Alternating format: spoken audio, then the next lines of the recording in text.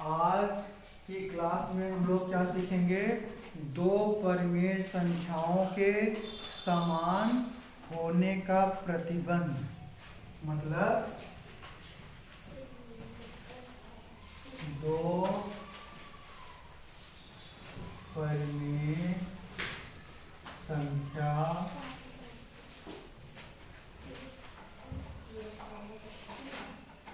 समान कब होगी?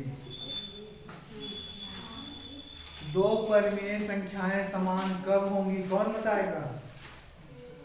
जब a/b बराबर c/, पढ़ाया जा चुका है, a/b बराबर c/d।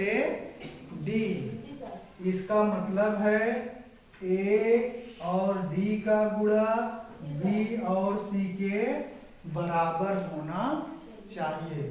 चलिए बताइए, एक प्रश्न हम दे रहे हैं। a का मतलब क्या है? a/b एक क्या है? परिमेय संख्या है जिसमें a अंश है, b हर है। ठीक। c/d क्या है?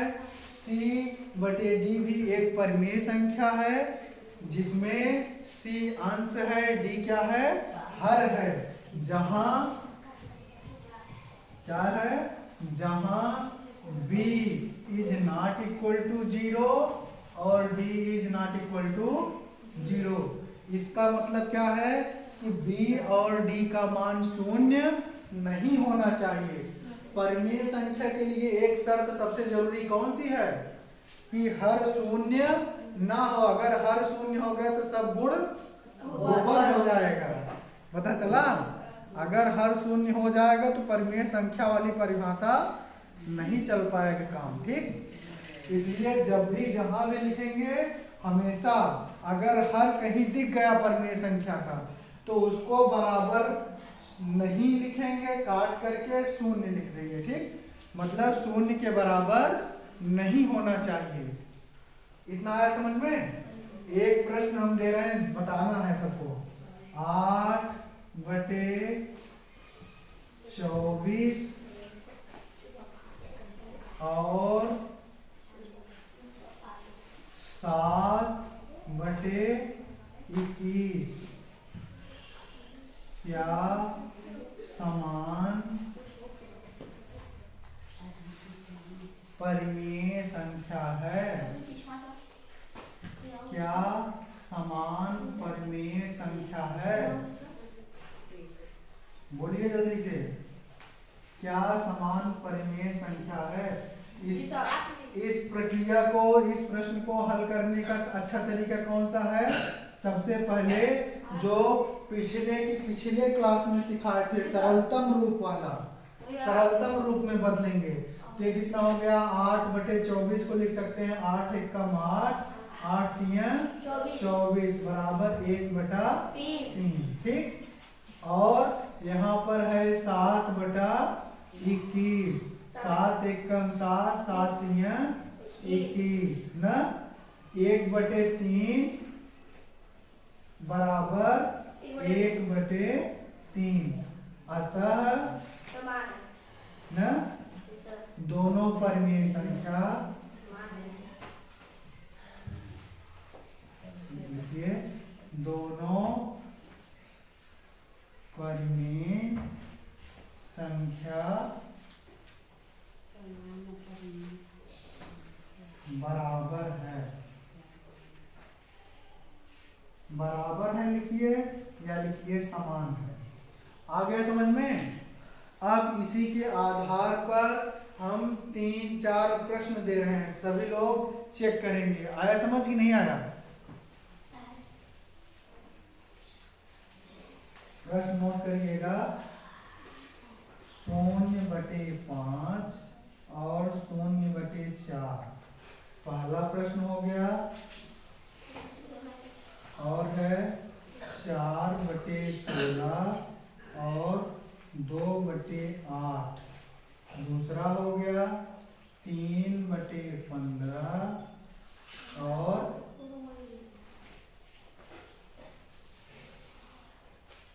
3/12।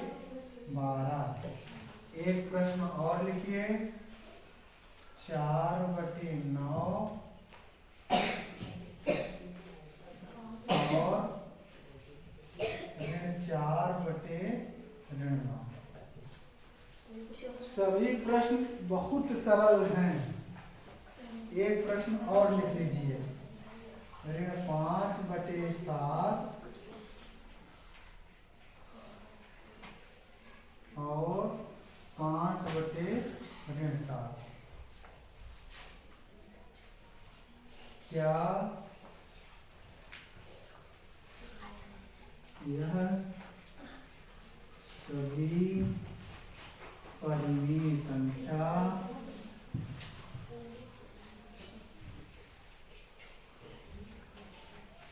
समान है?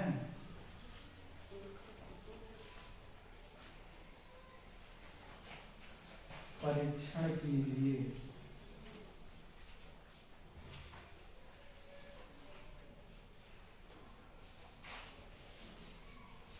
ठीक, उत्तर हम आपको बता दे रहे हैं, खूब ध्यान से सुनिएगा।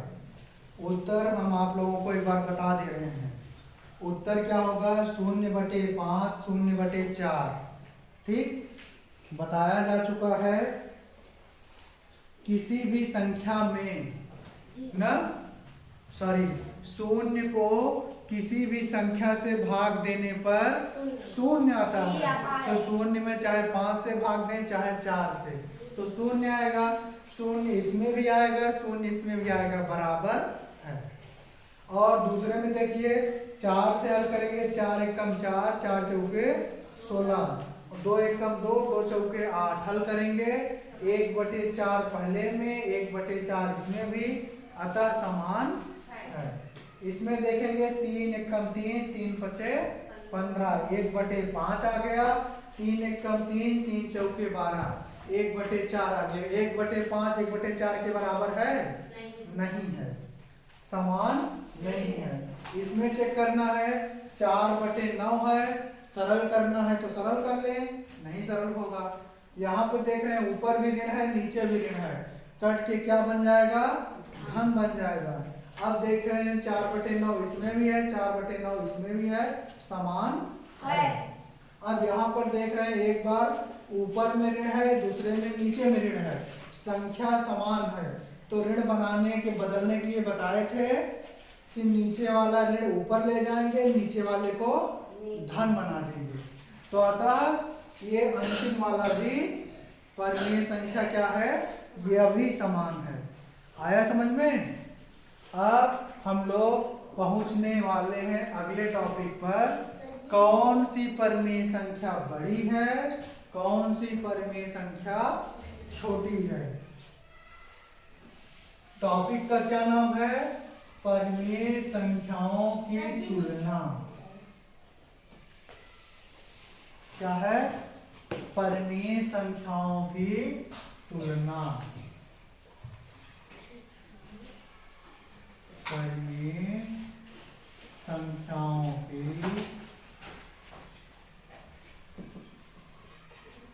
परिमेय संख्याओं की तुलना। कौन छोटी,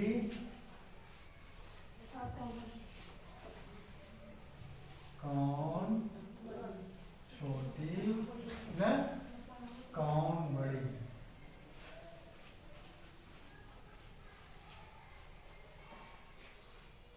ऐसे चिन्ह भी लगा सकते हैं। ठीक,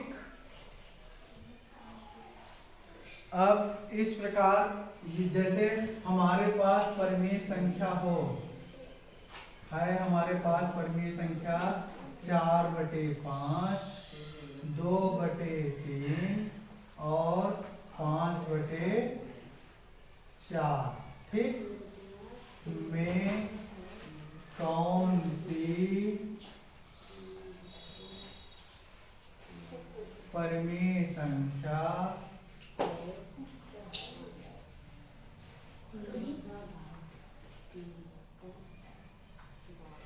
बड़ी है।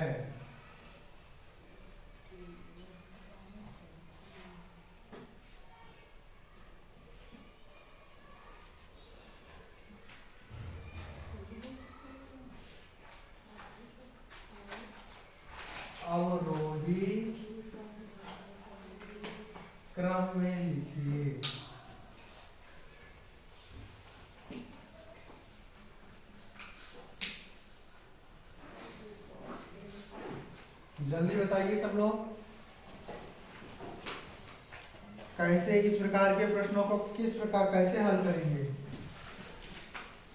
इस प्रकार के प्रश्न को हल करने के लिए सीख चुके हैं, एक बार बताया भी जा चुका है ना, सभी टॉपिक को हमने एक बार पढ़ा दिया है, दोबारा बता रहे हैं। यहाँ पर सीखिए 5 3 4 हर में है। सबसे पहले परिमेय संख्याओं का हर हम लोग समान बनाते हैं, एक बराबर बनाते हैं। एक बराबर बनाने के बाद अंश की तुलना कर लेंगे, जिस भिन्न का अंश बड़ा होगा वह भिन्न बड़ी, और जिस भिन्न का अंश छोटा होगा वह भिन्न छोटी होगी, ठीक, या वह परिमेय संख्या छोटी होगी। अब तीनों का लघुत्तम कितना हो गया, यहाँ पर लघुत्तम निकाल लेंगे। 5 4 3 का कितना हो गया, 2 से काटे 5 2 3, फिर 2 से हल किए 5 1 3, फिर 3 से हल किए 5 1 1, फिर 5 से हल किए कितना आया 1 1, कितना हो गया 2 दूना 4 4 तिया 12 12 पंचे 60, लघुत्तम कितना हो गया 60। अब देखना है 5 से 60 में भाग देना है, क्या करना है 5 से 60 में भाग देना है, कितना बार गया 12, 12 का गुणा 4 में किया कितना हो गया 12 चौका 48। अब यहाँ पर फिर 60 लिखना है, फिर 3 से भाग देना है 60 में, कितना हो गया 20, 20 तिया 60 होता है ना, 20 हो गया। 20 का गुणा 2 में कितना हो गया 40, फिर यहाँ हर 60 लिखेंगे। अब 4 से भाग देंगे कितना आया 15, कितना आया 15, 15 से गुणा 5 में करेंगे 15 पचे 75। अब हमें देखना है कि किस भिन्न का अंश सबसे बड़ा है, किस भिन्न का अंश सबसे बड़ा है, देख रहे हैं सीधे सीधे 75 दिख रहा है, क्या दिख रहा है 75 दिख रहा है, दिखा कि नहीं दिखा, तो सबसे बड़ा भिन्न कौन सा हो जाएगा, सबसे बड़ी ना भिन्न ना, यह भिन्न भी है, भिन्न क्यों है, क्योंकि सभी अंश और हर के रूप में है और सभी धनात्मक भी हैं, ठीक, यह भिन्न भी है। सबसे बड़ी परिमेय संख्या, परिमेय संख्या क्या होगा, कितना हो जाएगा 5/4। आ गया समझ में। अगला लिखिए, इसमें प्रश्न में पूछा है अवरोही क्रम में लिखिए। अवरोही क्रम का मतलब क्या होता है, ऐसे सीढ़ी से उतरना, क्या होता है सीढ़ी से उतरना। अब देखिए सबसे बड़ा इसमें कौन था 75/60 ना, इसके बाद कौन था 48/60, इसके बाद कौन था 40/, अथवा क्या लिखेंगे, अथवा क्या लिखेंगे 75/60 को क्या लिखेंगे 5/4, ठीक। और देखिए 48/60 को क्या लिखेंगे 4/5, और 40/60 को क्या लिखेंगे 2/3। यहां लिख देंगे अवरोही क्रम।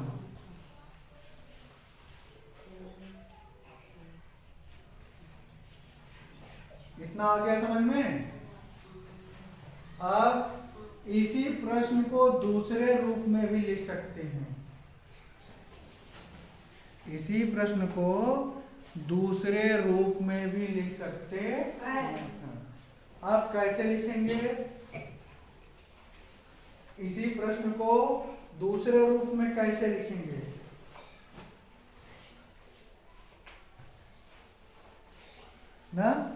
थोड़ा सा बदल देंगे तो जो भिन्न है भिन्न का नामो निशान मिट जाएगा। ठीक, जल्दी लिखिए सब लोग। इसके बाद हम इसी प्रश्न में दूसरा प्रश्न बना दे रहे हैं।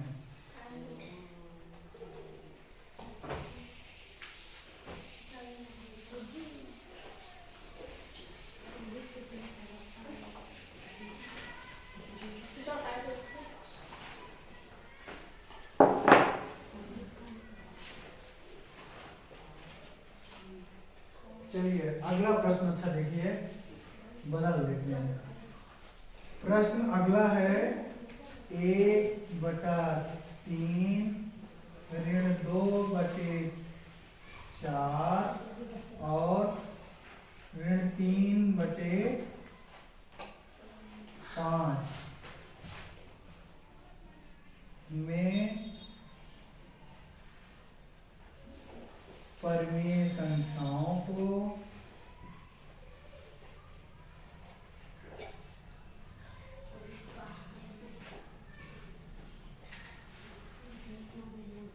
आरोही क्रम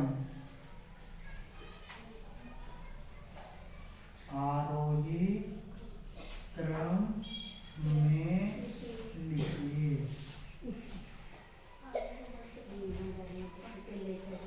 अब सब लोग ध्यानपूर्वक देखेंगे। 3, 4, 5 बताया जा चुका है ना। सबसे पहले हर का क्या कार्य करते हैं हम लोग, लासा निकालते हैं। क्या करते हैं, लासा निकालते हैं। तो देखिए 3, 4, 5 इस प्रश्न में भी है ना।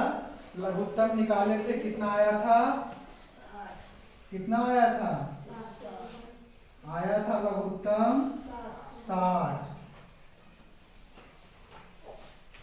तो 60 इसका क्या हो जाएगा, फिर 60 क्या हो गया, लघुत्तम 60 हो गया। ठीक, 3 से भाग देंगे कितना आएगा, 3 से भाग देंगे कितना आएगा, आएगा 20। 20 का गुणा 1 में करेंगे, 20 एकम 20। अब 4 से भाग देंगे कितना आएगा, 15। क्या आएगा, 15। 15 का गुणा 2 में करेंगे तो कितना हो जाएगा, 15 दूना 30। और फिर 5 से भाग देंगे 60 में कितना आएगा, 12। 12 का गुणा 3 में करेंगे तो 12 3 36। आगे ऋण लिखा है तो ऋण। अब बताना है कि सबसे बड़ी भिन्न तो एक ही है, कौन सी, 20/60। और अगर परिमेय संख्या तो परिमेय संख्या सभी हैं। सबसे बड़ी परिमेय संख्या कौन सी है इसमें, कैसे 20/60 है, क्योंकि जो जिसमें ऋण लगा है वह कर्जा लिया है। क्या किया है, कर्जा लिया है। जिसमें ऋण लगा हुआ है कर्जा लिया है ना। और जितना ज्यादा कर्जा लिया है, जितना ज्यादा ऋणात्मक है वो उतना छोटा होगा। जैसे सबसे छोटा कौन है, ऋण 36। उससे बड़ा कौन है, ऋण 30। क्यों, ये ज्यादा कर्जा लिया है, 36 रुपए, ये 30 रुपए, ये कोई कर्जा नहीं, 20 रुपए इसके पास जमा है। ठीक, तो यहाँ आप देखिए ध्यानपूर्वक, ये 20 हो गया, ये ऋण 30 हो गया, ऋण 36 हो गया। ठीक, अब हमें क्या काम करना है, आरोही क्रम। आरोही क्रम का मतलब होता है ना, आरोही क्रम का मतलब है सीढ़ी चढ़ना ना। मतलब सबसे पहले सबसे छोटा, फिर उससे बड़ा, फिर उससे बड़ा। सबसे छोटा इसमें से कौन सा है, ऋण 36/, लिखिए ऋण 36/। अब इससे बड़ा कौन सा है, ऋण 30/60। अब इससे बड़ा कौन है, 20/60। यहां लिखिए अथवा क्या लिखेंगे, ऐसे लिख देंगे, ऋण 3/5, ठीक, कामा ऋण 2/4, कामा 1/3। ये आगे क्या लिख देंगे, आरोही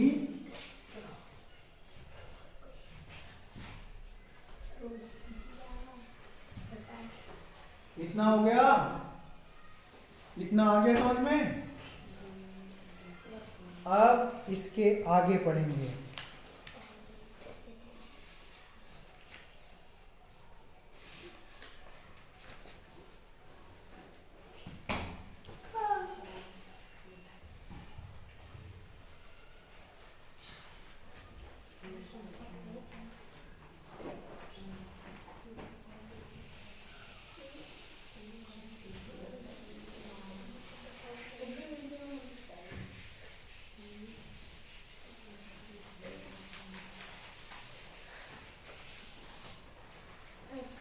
आगे लिखिए, प्रत्येक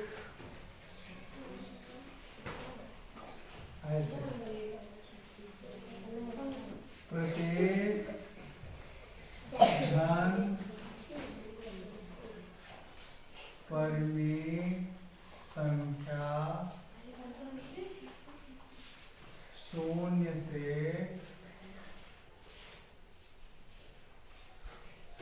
बड़ी होती है।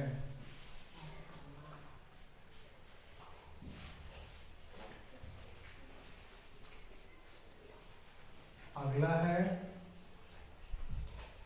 प्रत्येक ऋण परिमेय संख्या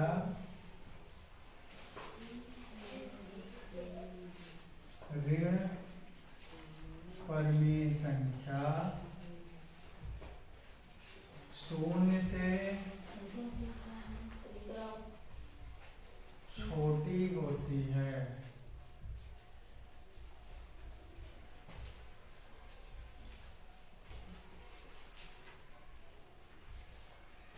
ठीक, जितना देखिए, अगर ऋण लग गया, परिमेय संख्या में ऋण लग गया, ठीक, यदि परिमेय संख्या में ऋण लग गया तो वो क्या होगा, शून्य से छोटा होगा। जैसे यहाँ